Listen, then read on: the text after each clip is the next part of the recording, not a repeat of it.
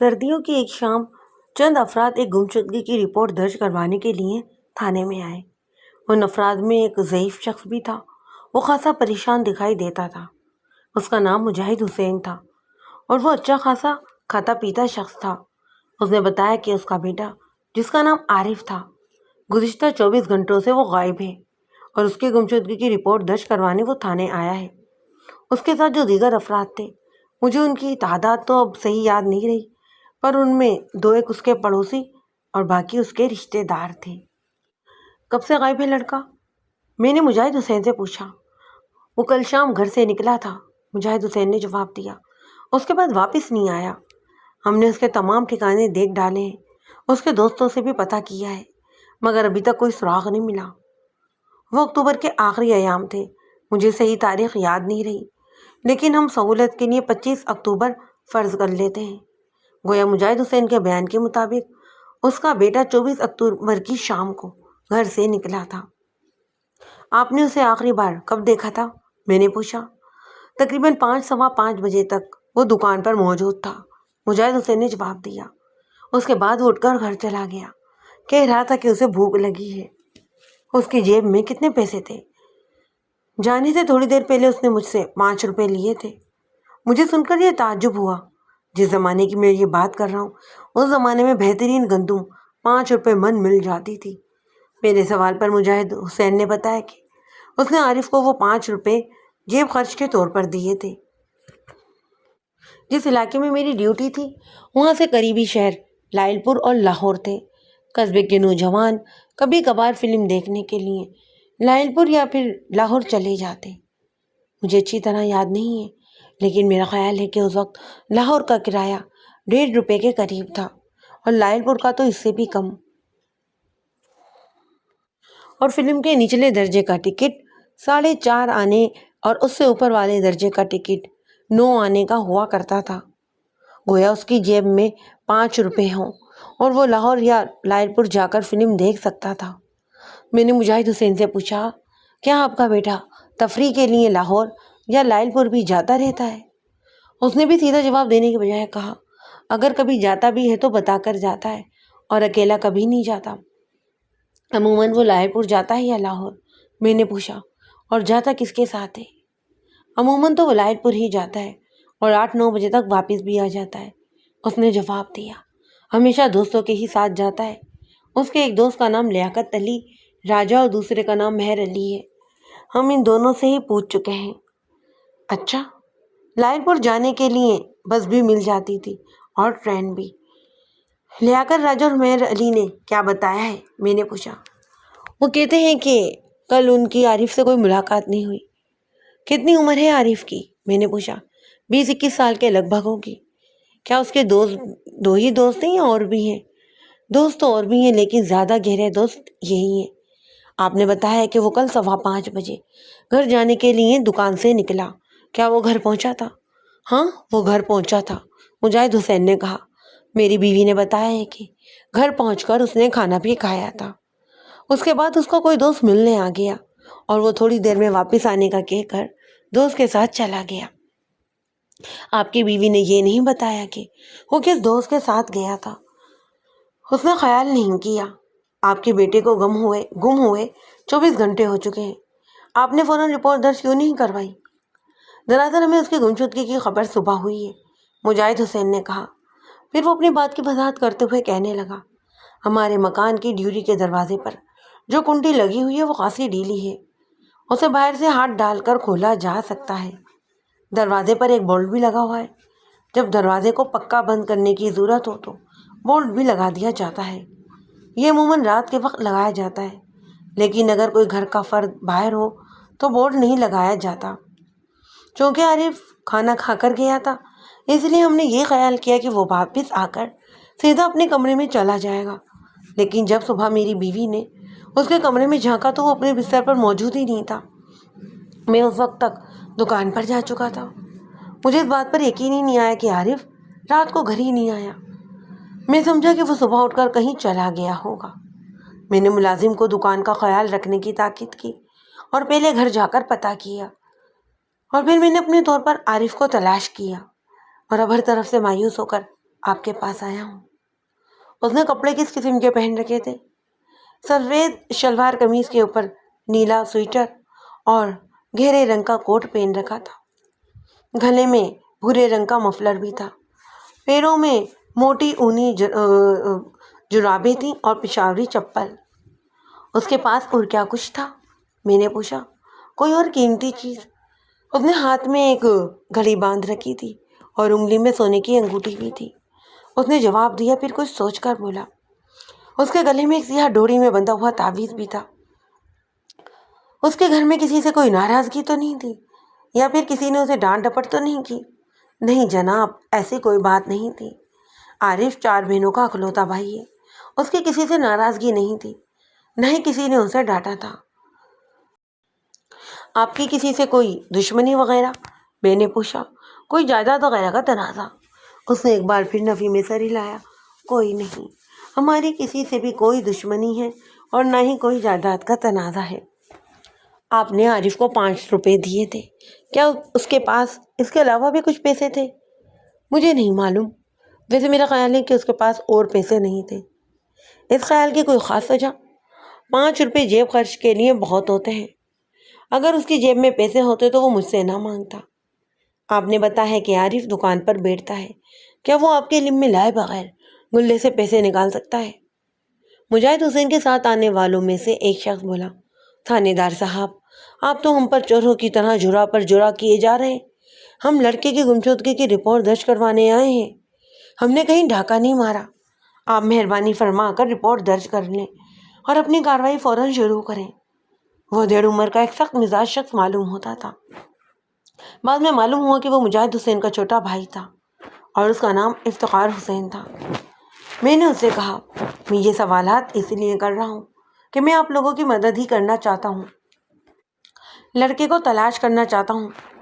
ان سوالوں سے میں یہ اندازہ لگانا چاہتا ہوں کہ آیا لڑکا اپنی مرضی سے غائب ہوا ہے یا پھر کسی نے اسے اغوا کر لیا ہے، یا پھر اس کے ساتھ کوئی حادثہ پیش آ گیا ہے۔ اگر آپ کو یہ سوالات اتنے ہی برے لگ رہے ہیں تو آپ ہیڈ کلرک کے پاس جا کر رپورٹ درج کروا دیں اور گھر جا کر آرام کریں۔ کوئی بات نہیں جی، کوئی بات نہیں، مجاہد حسین نے کہا۔ آپ بڑی خوشی سے سوالات کریں، ہمارے گھر میں تو کوہرام مچا ہوا ہے۔ مجھے امید ہے کہ آپ کی کوشش سے میرا بیٹا مجھے جلد مل جائے گا۔ مجاہد صاحب، آپ کا بیٹا سگریٹ بھی پیتا ہے؟ میں نے ایک بار پھر پوچھا۔ وہ تعصب کے ساتھ بولا، میں نے اپنی آنکھوں سے تو اسے پیتے ہوئے نہیں دیکھا، لیکن میں نے سنا ہے کہ وہ دوستوں کے ساتھ کبھی کبھار پی لیتا ہے۔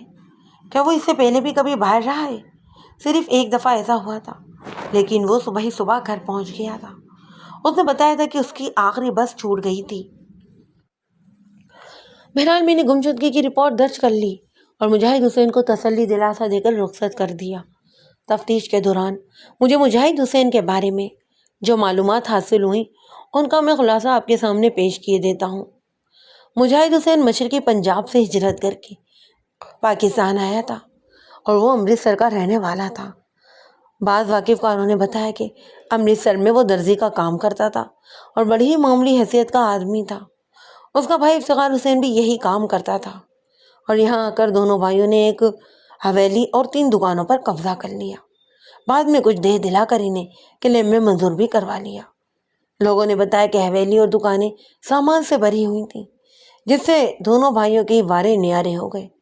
عارف کے بارے میں پتہ چلا کہ شروع میں یہ بہت سیدھا سادہ لڑکا تھا، کوئی بھی غلط کام نہیں کرتا تھا، لیکن جب اسے بڑی ہی فروانی سے پیسے ملنے لگے تو اس نے پرزے نکالنا شروع کر دیے۔ اگلی صبح میں مجاہد حسین کے گھر چلا گیا اور اس کی بیوی سے عارف کے بارے میں چند سوالات کیے۔ عارف کی تینوں ہی بہنیں گھر میں موجود تھیں، چوتھی کی شادی ہو چکی تھی۔ عارف کی ماں خیرالنساء نے بتایا کہ 24 تاریخ کی شام کو 5:30 بجے عارف گھر آیا اور آتے ہی کہنے لگا، اماں مجھے بہت بھوک لگی ہے، جلدی سے کھانا گرم کر کے دے دیں۔ خیرالنساء نے اپنی بیٹی نجمہ سے عارف کو کھانا دینے کے لیے کہا۔ نجمہ اس وقت کوئی کتاب پڑھ رہی تھی، اس لیے اس نے تو انکار کر دیا۔ اس پر خیرالنساء نے اپنی دوسری بیٹی شاہدہ سے کہا، جس پر اس نے کھانا گرم کر کے عارف کو دے دیا۔ لڑکیوں کی عمر 14 اور 18 برس کے درمیان تھی۔ شاہدہ تینوں میں بڑی تھی۔ میں نے شاہدہ سے پوچھا، کھانے کے دوران عارف نے تمہارے ساتھ کوئی بات چیت کی تھی؟ کوئی خاص بات نہیں ہوئی، شاہدہ نے جواب دیا۔ جلدی میں معلوم ہوتا تھا، کھانا بھی اس نے بڑی جلدی جلدی کھایا۔ ابھی اس نے کھانا پورا بھی نہیں کھایا تھا کہ اس کا ایک دوست ملنے آ گیا۔ اور دوست کا نام کیا ہے؟ میں نے پوچھا۔ کیا تم نے اسے دیکھا تھا؟ مجھے اس کا نام نہیں معلوم، شاہدہ نے کہا، اور نہ ہی میں نے اسے دیکھا تھا۔ میں نے خیرالنساء سے پوچھا، کیا عارف نے آپ سے کچھ پیسے لیے تھے؟ اس نے چند روز پہلے میرے پاس 50 روپے رکھوائے تھے، کہہ رہا تھا کہ اس کے کسی دوست کے ہیں، جاتے جاتے اس نے وہ پیسے مجھ سے لے لیے تھے۔ آپ نے اسے پوچھا نہیں کہ وہ جا کہاں رہا ہے؟ پوچھا تھا، اس نے کہا تھا کہ وہ دوست کے پیسے واپس کرنے جا رہا ہے، اب ذرا دیر سے ہی واپس آئے گا۔ آپ کو اپنے بیٹے کے دوستوں کے نام معلوم ہے؟ خیرالنساء نے 2 ہی نام بتائے جو اس کے شوہر نے بتائے تھے، یعنی لیاقت راجہ اور مہر علی۔ ان کے علاوہ اس نے 2 نام اور بھی بتائے، ان میں ایک نام عنایت علی بھی تھا۔ اس شخص کو میں پہلے سے جانتا تھا، یہ بدمعاش ٹائپ کا آدمی تھا اور 1-2 وارداتوں کے سلسلے میں حوالات کی سیر بھی کر چکا تھا، لیکن اسے سزا کبھی نہیں ہوئی تھی۔ بڑی ہوشیاری سے چھوٹی چھوٹی وارداتیں کرتا تھا، کمزوروں کے سامنے شیر اور طاقتوروں کے سامنے گیدڑ بن جاتا۔ میں وہاں سے اٹھ کر عنایت کے گھر کی طرف روانہ ہو گیا۔ وہ ایک چھوٹے سے مکان میں رہتا تھا۔ مجھے معلوم ہوا کہ کچھ عرصہ پہلے اس کی شادی ہوئی تھی، لیکن وہ بیوی کے ساتھ اچھا سلوک نہیں کرتا تھا۔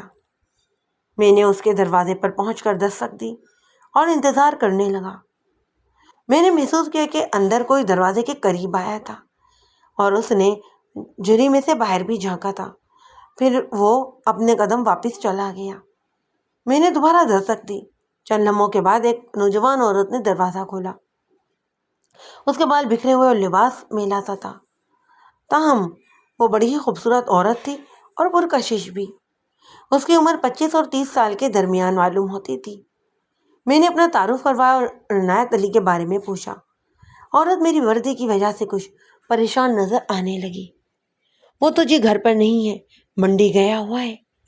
میں نے پوچھا، گھر میں کوئی اور مرد ہے؟ مرد؟ اس وقت تو کوئی نہیں ہے۔ آپ کو کام کیا ہے؟ میں نے محسوس کیا کہ وہ جھوٹ بول رہی تھی۔ گھر میں کوئی شخص موجود تھا، یا تو وہ عنایت علی تھا یا پھر کوئی اور۔ میں نے سوچا، عورت جھوٹ کیوں بول رہی ہے؟ کیا وہ مجھ سے کچھ چھپانا چاہتی ہے؟ میں نے دروازے کے درمیان میں پیر رکھتے ہوئے پوچھا، تم عنایت علی کی بیوی ہو؟ ہاں جی، بیوی ہوں، اس نے جواب دیا۔ سجنی نام ہے میرا۔ آپ عنایت علی کو کیوں تلاش کر رہے ہیں؟ کیا اس سے کوئی غلطی ہو گئی ہے؟ میں نے اس کے سوال کو نظر انداز کرتے ہوئے کہا، تم کہاں کی رہنے والی ہو؟ یہیں کی رہنے والی ہوں۔ تم نے عنایت علی سے شادی کب کی؟ میں نے پوچھا۔ یہی کوئی 6-7 مہینے ہوئے، اس نے جواب دیا۔ کیسا آدمی ہے عنایت علی؟ میں نے پوچھا۔ تمہیں تنگ تو نہیں کرتا؟ جیسی میں ہوں ویسا ہی وہ ہے۔ اس کے لہجے میں ہلکی سی توقع تھی۔ اپنے گھر میں بھی بھوکی ننگی تھی، یہاں بھی بھوکی ننگی ہوں۔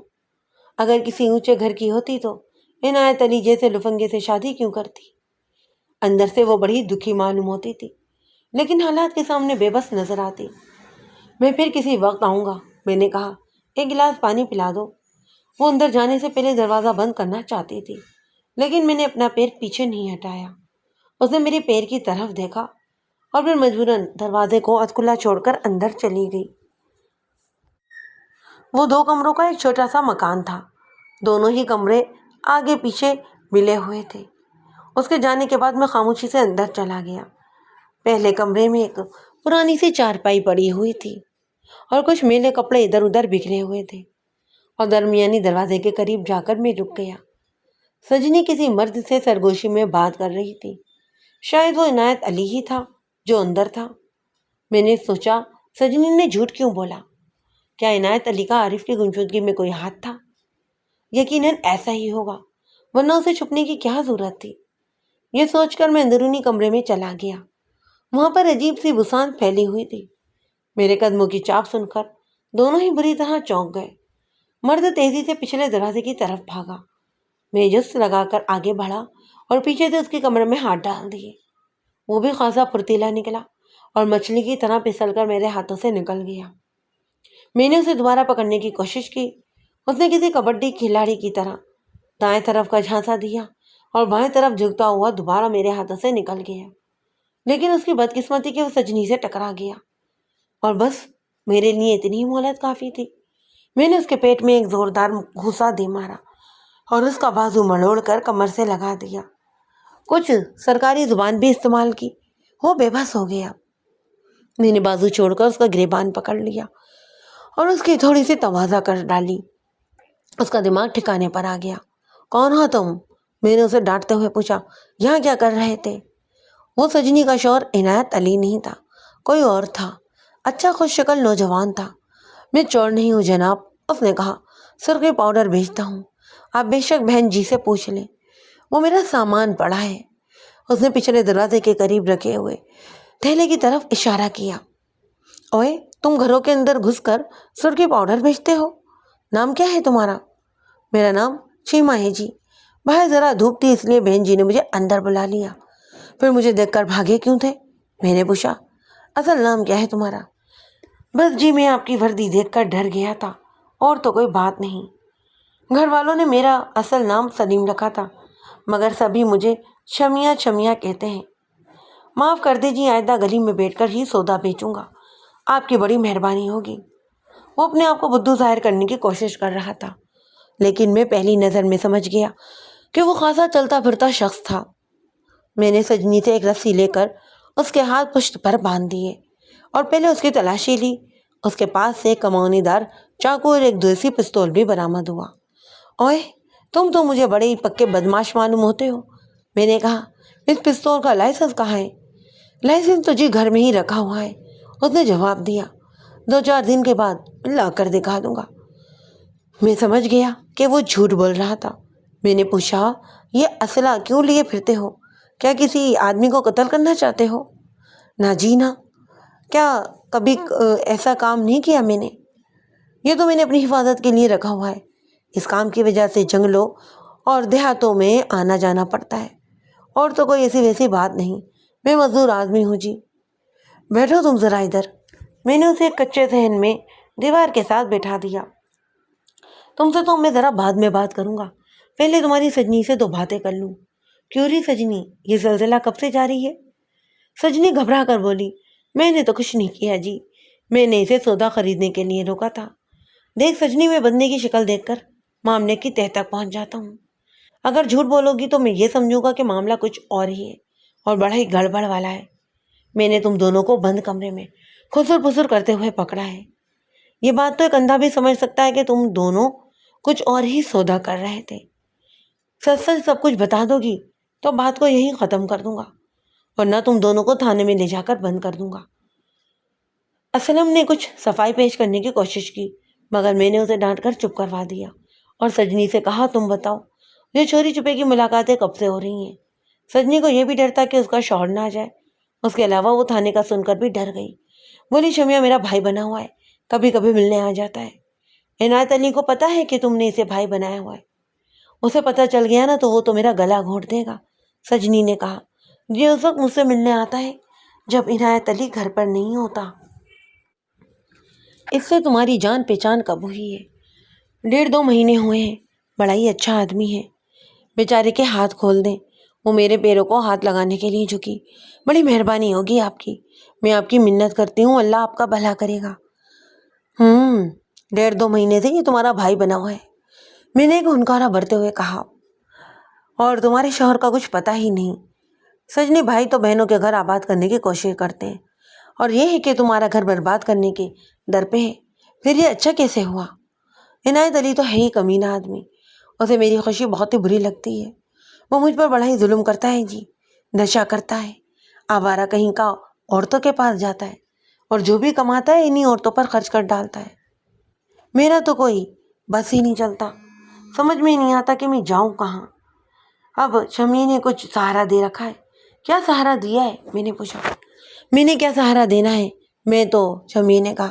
وہ نہیں چاہتا تھا کہ سجنی اس بات کا جواب دے، لیکن میں نے اسے ڈانٹ کر چپ کروا دیا اور سجنی سے پوچھا، تیرے اس منہ بولے بھائی نے تجھے کیا سہارا دیا ہے؟ سجنی جھجکتے ہوئے بولی، اس نے وعدہ کیا ہے کہ یہ مجھے اس مصیبت سے نکال کر لاہور لے جائے گا۔ اچھا، تو پھر یہ واقعی اچھا آدمی ہے، میں نے کہا۔ لاہور میں اس کا اپنا مکان ہے؟